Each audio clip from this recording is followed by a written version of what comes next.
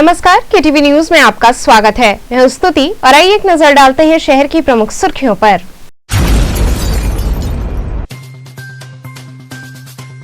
देश के राष्ट्रपति रामनाथ कोविंद का हुआ वाराणसी आगमन।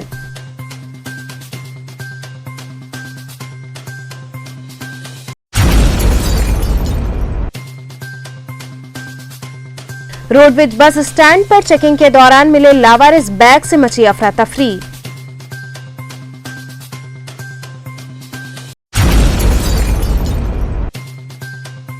कांग्रेस द्वारा आयोजित नदी अधिकार पदयात्रा के रामनगर पहुंचने पर नगर पालिका अध्यक्ष रेखा शर्मा ने किया स्वागत।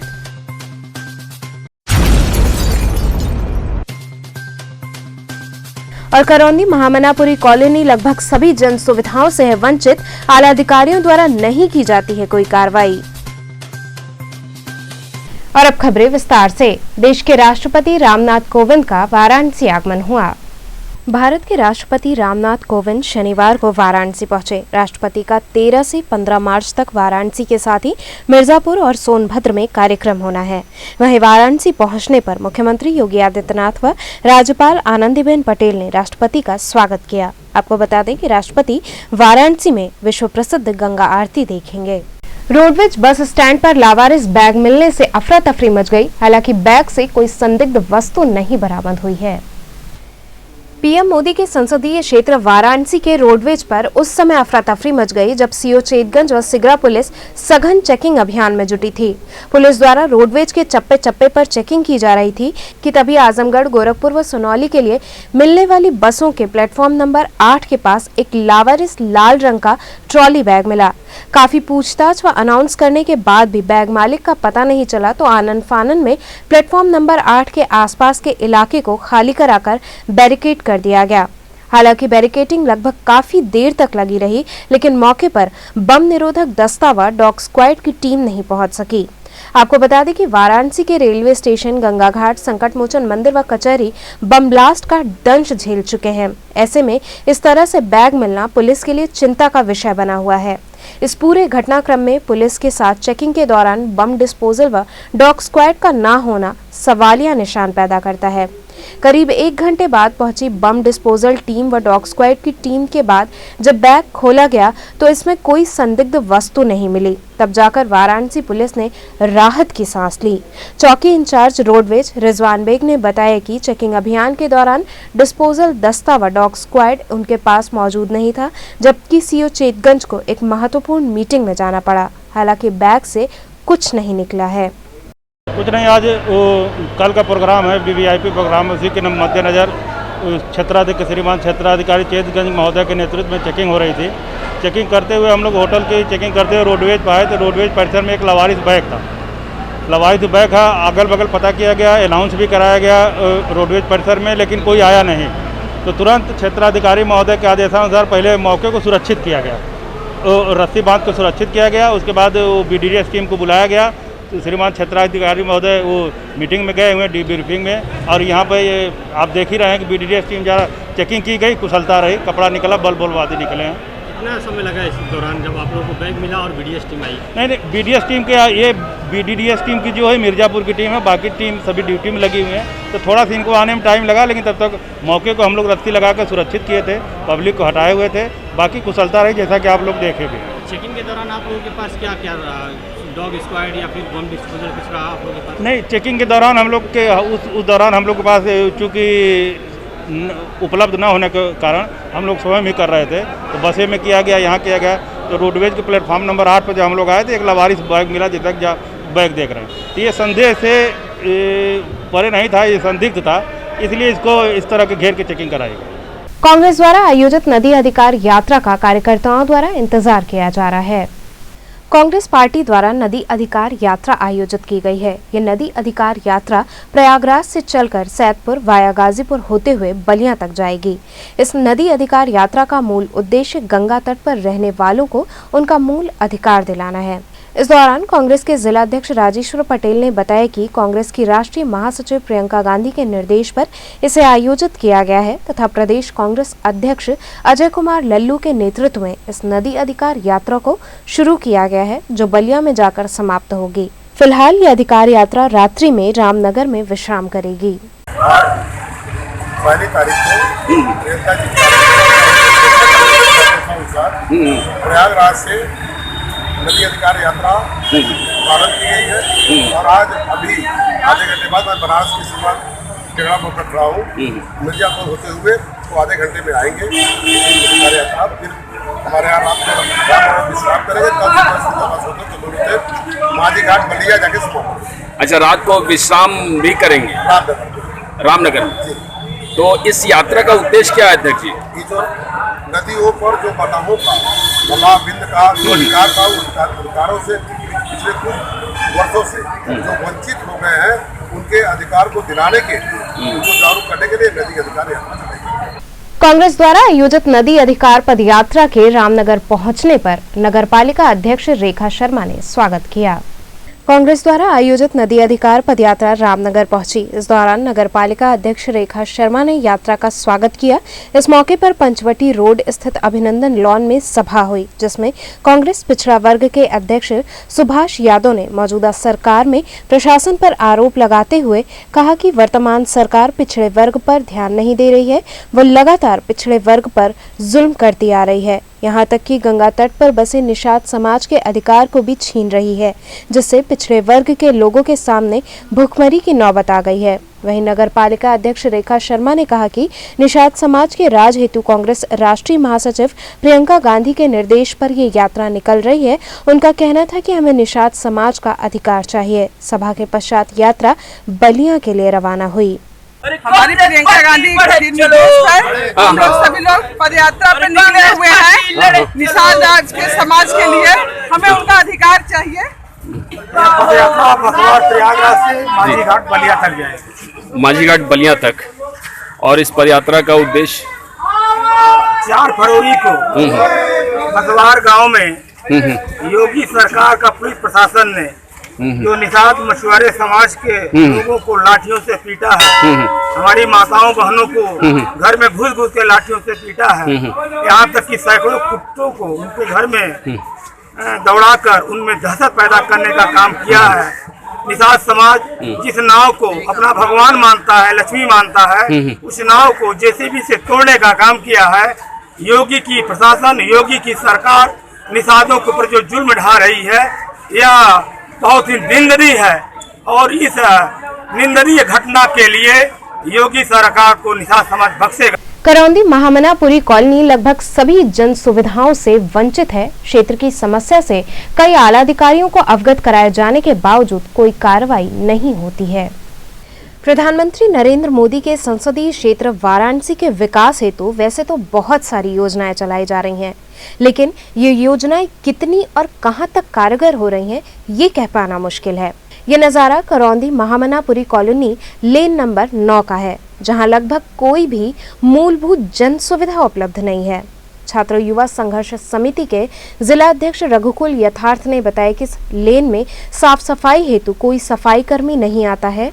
कूड़े के निस्तारण हेतु यहाँ कोई व्यवस्था नहीं है। लोग मजबूरी में खाली पड़े प्लॉट में कूड़ा फेंक रहे हैं, जिससे न जाने कितनी ही बीमारियों को आमंत्रण मिल रहा है। यहाँ पर स्ट्रीट लाइट की कोई भी व्यवस्था नहीं है। इस लेन के सड़क का निर्माण आज से लगभग 20 वर्ष पूर्व हुआ था। सड़क की हालत देखकर कोई भी ये नहीं कह सकता है कि ये बनारस की सड़क है। इससे अच्छी तो ग्रामीण क्षेत्र की सड़कें होती हैं। उन्होंने बताया कि वो जून 2018 से वाराणसी के रोहनिया विधानसभा के विधायक सहित कई आला अधिकारियों से इस समस्या के निस्तारण हेतु गुहार लगा चुके हैं, लेकिन हर ओर से उन्हें टाल दिया जाता है। उनका कहना था कि जिस प्रकार रोहनिया विधायक और अधिकारी बता रहे हैं कि ये सड़क उनके निधि के अंतर्गत नहीं आती है, तो क्या हम अपने क्षेत्र को अनाथ मान लें। उनका कहना था कि जिस प्रकार बूंद बूंद से घड़ा भरता है, ठीक उसी प्रकार से छोटे बड़े सभी क्षेत्रों के विकास से ही क्योटो का सपना सफल हो पाएगा। देखिए, मैं पिछले 3 वर्ष से खुद निजी तौर पे यह सड़क के निर्माण के लिए प्रयासरत हूँ। मैं यहाँ के रोहनिया के विधायक जी के पास गया, तमाम अधिकारी के पास गया तथा IGRS माध्यम से समस्त विभागों में शिकायत कर चुका हूँ, लेकिन सभी हाथ खड़े कर दे रहे हैं, टाल दे रहे कि हमारे विभाग के अंतर्गत ये नहीं आती समस्या। तो विधायक जी के गए तो विधायक जी क्या कहें आप? विधायक जी बताएं कि हमारे ये अंडर में सड़क नहीं आता है, इसके लिए आप मुख्य विकास अधिकारी जी संपर्क करिए। तो मैं वहाँ भी गया तो बताया कि उनके विभाग के अंतर्गत ये नहीं आता है। तो ऐसे में हम कहाँ जाएं? जिस प्रकार से सब बता रहे हैं कि हमारे विभाग के अंतर्गत अधिकारी और नेतागढ़ कि उनके विभाग के अंतर्गत ही नहीं आता है, तो क्या हम मान लें कि सड़क अनाथ है या केवल कागज पे भाजपा विकास कर रही है? कि वास्तव में कोई विकास का नाता हमको, आपको भी हम किसी को दिख नहीं रहा नाता यहाँ पे, केवल जुमलों की सरकारी समझ में आ रही है मुझको। ना हमारे यहाँ स्ट्रीट लाइट जलती है, ना बच्चे बूढ़े बुजुर्ग कोई भी किसी वर्ग के व्यक्ति यहाँ टहल नहीं सकते हैं। सड़क पे गर्मी आगे धूल बहुत उड़ता है, बरसात में जल जमाव हो जाता है, हम कई समस्या से यहाँ वो झेलते हैं। क्या बगल में आपके कूड़ा का अंबार लगा हुआ है जी, इससे आप लोग को क्या परेशानी? बहुत समस्या। देखिए इसमें कोरोना काल चल ही रहा है, ऐसा हम आप सब जानते हैं। उससे तमाम प्रकार की बीमारियों से डर रहता है। मच्छर संख्या बहुत ज़्यादा बढ़ गई उसकी वजह से, तो पूरा एक तरह से हम लोग बीमारी को आमंत्रण दे रहे हैं। तो कहीं कुछ सुनवाई नहीं, सरकार केवल जुमलों तक सीमित रह चुकी है। विकास का जो क्योटो का सपना दिखाया था प्रधानमंत्री जी, उसका कोई वास्तविकता से कोई वादा ही नहीं रह गया यहाँ पे। अब क्षेत्र में कहीं भी घूम लीजिए, कुछ जगह जगह केवल समस्या ही दिखेंगी। अभी अगर कोई बाहरी आदमी आ जाए और उसको बताए कोई क्योटो देखिए से यहाँ प्रधानमंत्री सपना दिखाए थे, तो देख के केवल हंसेगा, इससे अतिरिक्त तो कुछ नहीं करेगा। संपूर्णानंद संस्कृत विश्वविद्यालय में आचार्य मुरारी लाल शर्मा स्मृति यंत्रालय का लोकार्पण हुआ। संपूर्णानंद संस्कृत विश्वविद्यालय में आचार्य मुरारी लाल शर्मा स्मृति यंत्रालय का लोकार्पण कुलपति प्रोफेसर राजाराम शुक्ल व मुख्य अतिथि डॉक्टर हेमलता एस मोहन, अध्यक्ष सांस्कृतिक स्रोत एवं प्रशिक्षण केंद्र नई दिल्ली द्वारा किया गया। इस अवसर पर एक गोष्ठी भी आयोजित की गई, जिसका उद्घाटन अतिथियों ने दीप प्रज्वलित कर किया। गोष्ठी के दौरान इस यंत्रालय के महत्व को विस्तार से बताया गया व छात्रों को भी इसके प्रति जागरूक किया गया, साथ ही इसकी महत्ता बताई गई। यह आज ज्योतिष विभाग में यंत्रालय का लोकार्पण किया गया है। वस्तुतः यहाँ ज्योतिष विभाग में 40 वर्ष पूर्व कई यंत्र विदेश से, अमेरिका से मंगाए गए थे, जो पूरी तरह से प्रयोग अवस्था में नहीं थे। उनको निकाल करके यहाँ पर क्रियाशील अवस्था में लाया गया है और उन्हीं का आज यहाँ लोकार्पण किया गया है, जिनमें मुख्य रूप से यंत्र है। एक 8 इंच का टेलीस्कोप है जो 2000 गुना बड़ा करके दिखाने की क्षमता रखता है, और एक 4 इंच का टेलीस्कोप था, और 2 प्रोजेक्टर हैं हमारे यहाँ, जो एक उसमें ओवरहेड प्रोजेक्टर है, एक स्लाइड प्रोजेक्टर है, और इसी तरह से सेलेस्टियल ग्लोब और अन्य कई यंत्र जो पड़े हुए थे उनको निकाल करके आज यहाँ लोकार्पित किया गया। यहाँ रुकेंगे एक छोटे से ब्रेक के लिए, आप बने रहिए KTV के साथ।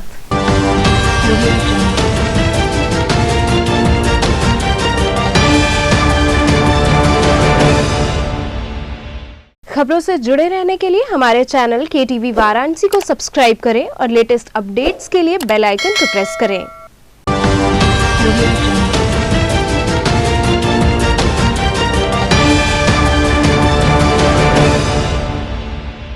ब्रेक के बाद आपका स्वागत है।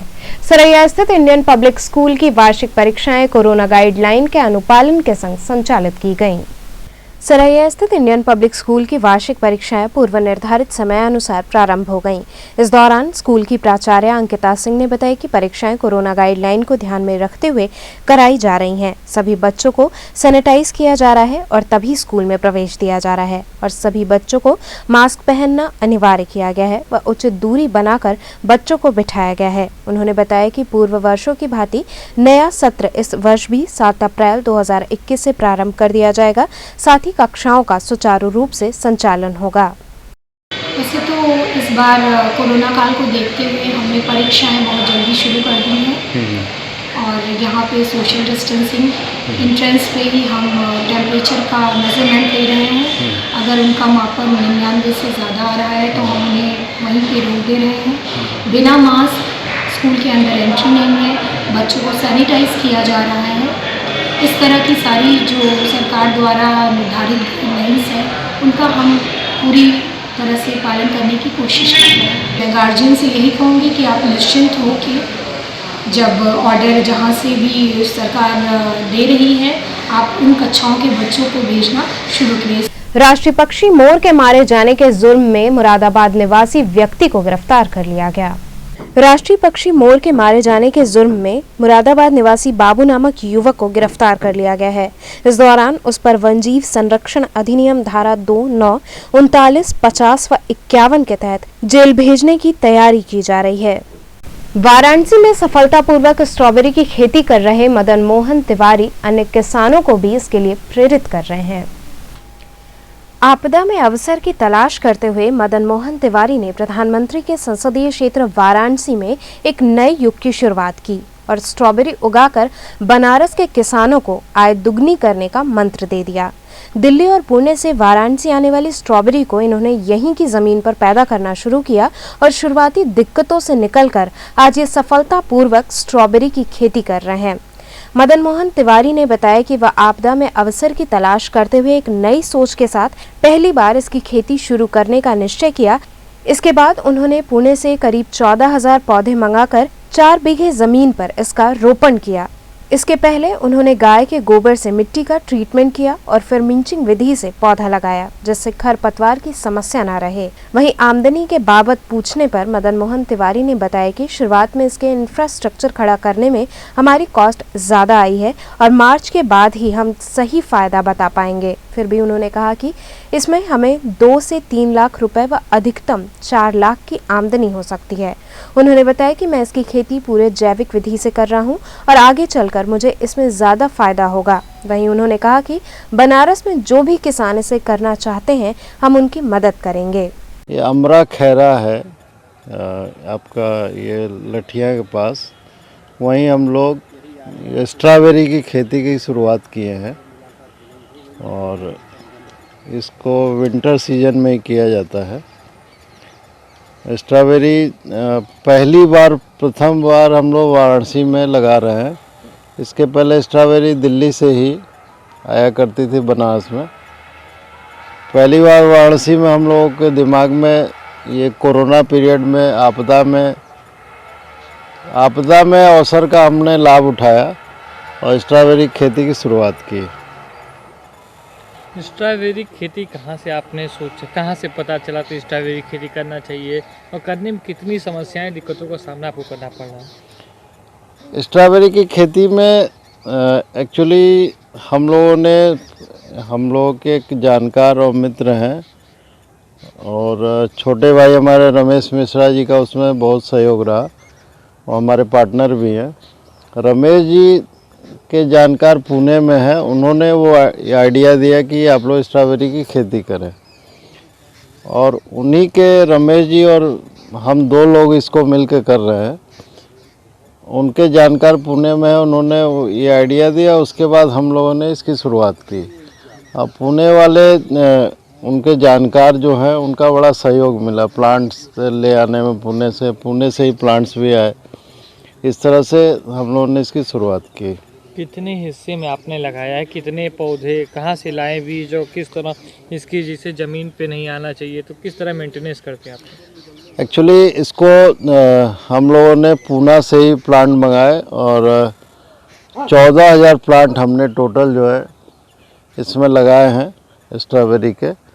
और इस तमाम तरह की दिक्कतें स्टार्टिंग में एक्चुअली आइडिया नहीं होने की वजह से हमने 3 फीट का बेड बनाया था, 2 ही फीट का बेड हम लोगों ने बनाया और मल्च पेपर बिछा के इसकी खेती की जाती है, जिससे कि इस पे कीट पतंग और निराई गुड़ाई की समस्या ना रहे। तो मल्चिंग हम प्रॉपर मल्चिंग भी नहीं हो पाई थी, तो समय बीत रहा था, लेकिन फिर भी कुल मिला जुला के परिणाम संतोषजनक है। तो कितना फ़ायदा हो रहा है, क्या कहेंगे, कितनी अभी तक इनकम हो जाएगी आपको? नहीं, अभी तो शुरुआत ही है फल निकलने की, अभी इनकम का कैलकुलेशन नहीं कर सकते हैं, लेकिन अब मार्च में ही इनकम के बारे में हम बता सकते हैं जब फिर खेती कंप्लीट हो जाएगी। लेकिन ऑन एन एवरेज मुझे लगता है कि 2 से 3 लाख रुपए की इनकम हो सकती है, मैक्सिमम 4 लाख जी, क्योंकि इस बार इंफ्रास्ट्रक्चर डेवलप करने में हमारी काफ़ी कॉस्ट आई है, इसलिए इनकम इस बार बहुत ज़्यादा नहीं होगी। तो ज़मीन भी आपके पास नहीं तो कैसे ज़मीन की व्यवस्था की? ज़मीन को तो हमने लीज पे लिया है, एक मेरे मित्र हैं, उन्होंने ज़मीन, ये 4 बीघे ज़मीन है, इसको लीज पे दिलवाया हम लोगों को। और सबसे अच्छी बात इस ज़मीन में ये है कि ये पूरी तरह से चारों तरफ से कवर्ड है, बाउंड्री वाल है, तो बाहर से जानवरों को आने का खतरा नहीं, ये सब जो है चीज़ें अच्छी हैं। स्ट्रॉबेरी खेती करने में क्या क्या सावधानियां बरतनी चाहिए? स्ट्रॉबेरी का सबसे पहला ये कि हम लोग एक तो ऑर्गेनिक खेती कर रहे हैं, इसमें हमने कोई भी यूरिया या खाद का प्रयोग नहीं किया है। सबसे पहले हमने गोबर की खाद डालकर खेत का ट्रीटमेंट किया, पूरी जुताई की गोबर के खाद के साथ जो है मिट्टी का शोधन किया, मिट्टी का हमने पीएच टेस्ट भी कराया, उसके अकॉर्डिंग जो है हम लोगों ने इसका ट्रीटमेंट किया। उसके बाद स्ट्रॉबेरी की खेती की शुरुआत की। तो आप क्या कहेंगे, लोगों से क्या कहेंगे इसके बारे में?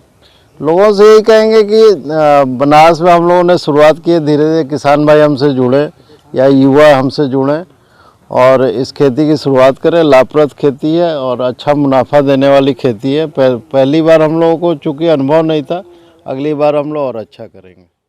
बीएचयू स्थित विश्वनाथ मंदिर में एनसीसी कैडेट्स ने सफाई अभियान चलाया। काशी हिंदू विश्वविद्यालय स्थित विश्वनाथ मंदिर में एनसीसी ग्रुप हेडक्वार्टर व एनसीसी कैडेट्स ने अखिल भारतीय मूर्ति सफाई अभियान के अंतर्गत काशी विश्वनाथ मंदिर के प्रांगण में महामना पंडित मदन मोहन मालवीय के मूर्ति को साफ कर फूलमाला से अलंकृत किया। इसके पश्चात महामना के जीवन पर एक नुक्कड़ नाटक भी प्रस्तुत किया गया।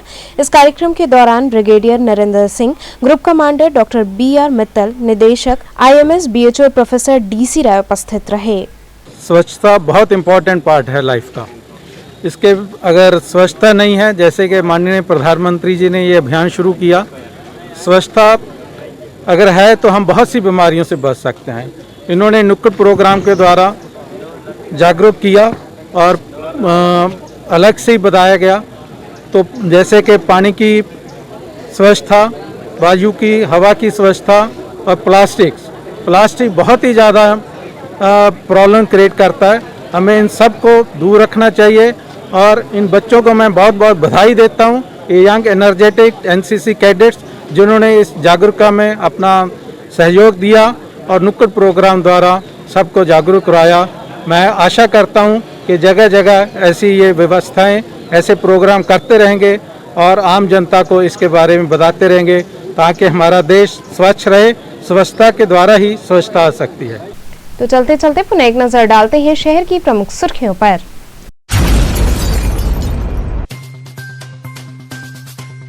देश के राष्ट्रपति रामनाथ कोविंद का हुआ वाराणसी आगमन।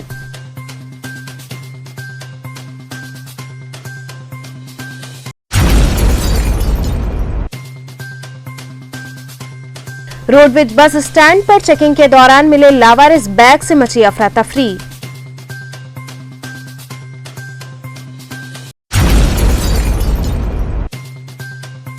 कांग्रेस द्वारा आयोजित नदी अधिकार पदयात्रा के रामनगर पहुंचने पर नगर पालिका अध्यक्ष रेखा शर्मा ने किया स्वागत।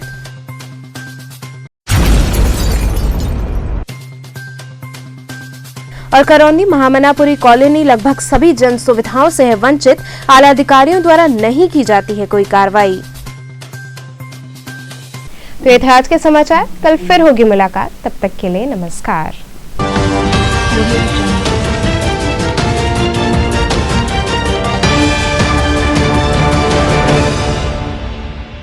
खबरों से जुड़े रहने के लिए हमारे चैनल KTV वाराणसी को सब्सक्राइब करें और लेटेस्ट अपडेट्स के लिए बेल आइकन को प्रेस करें।